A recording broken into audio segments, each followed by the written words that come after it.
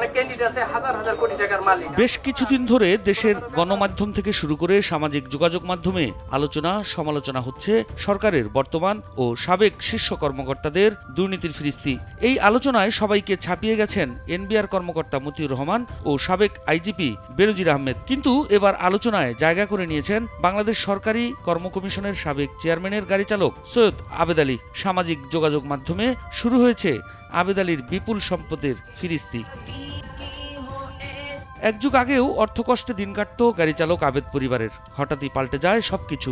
আবেদ বনে যান অঢেল সম্পত্তির মালিক। মাদারীপুরের ঢাসার উপজেলার বোতলা গ্রামে গড়ে তোলেন আলিশান বাড়ি। এছাড়া ঢাকায় একাধিক বাড়ি ফ্ল্যাট সহ নামে বেনামে বিপুল সম্পদ রয়েছে তার। কে এই আবেদ আলী, কিভাবে তার উত্থান? তোমার 7 তলা বাড়ি আছে একটা, 11 তলা বাড়ি আছে একটা। বাংলাদেশ সরকারি কর্ম কমিশন পিএসসির গাড়ি চালক সৈয়দ আবেদ আলী জীবন 8 বছর বয়সে জীবিকার তাগিদে পাড়ি জমান ঢাকায়। শুরু করেন কুলির কাজ। একসময় ঘুমিয়েছেন ফুটপাতে। জীবনে কষ্টের পর কষ্ট করে গেছেন তিনি। এরপর গাড়ি চালানো শিখে পিএসসিতে চাকরি নেন। জড়িয়ে পড়েন পিএসসির প্রশ্ন ফাঁস চক্রের সঙ্গে। আর ফিরে তাকাতে হয়নি। অর্জন করেন বিপুল সম্পদ, সঙ্গে ক্ষমতাও।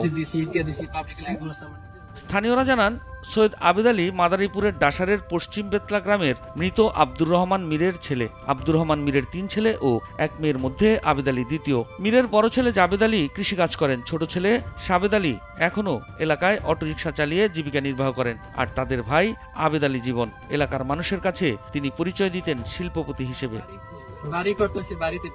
আবেদ আলীর ছেলে সোহানুর রহমান সিয়ামও ব্যবহার করেন দামি গাড়ি। আবেদ আলী নিজেও দামি গাড়িতেই চড়েন। আবেদ আলী একজন গাড়ি চালক হলেও তার কোটি কোটি টাকার সম্পদের তথ্য সামনে আসার পরই সামাজিক মাধ্যমে তার বিপুল সম্পদের তথ্য তুলে ধরছেন নেটিজেনরা। ছেলে ছাত্রলীগ নেতা, পড়েছেন বিদেশে, এরপর দেশের একটি ব্যয়বহুল বেসরকারি বিশ্ববিদ্যালয়ে। ঢাকার ভেতরে তার 2টি বহুতল ভবন। মাদারীপুরে আলিশান বাড়ি রয়েছে, এমন তথ্য সামনে এসেছে।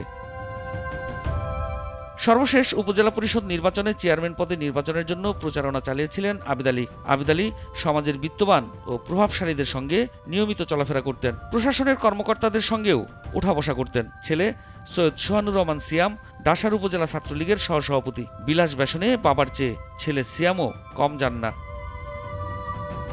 বিগত 12 বছরে বিসিএস পরীক্ষা সহ 30টি নিয়োগ পরীক্ষার প্রশ্ন ফাঁসের অভিযোগে পিএসসির ঊর্ধ্বতন 3 কর্মকর্তা সহ 17 জনকে গ্রেপ্তার করেছে সিআইডি। গ্রেপ্তারকৃতদের মধ্যে পিএসসির চেয়ারম্যানের সাবেক ড্রাইভার সৈয়দ আবেদ আলীও রয়েছেন।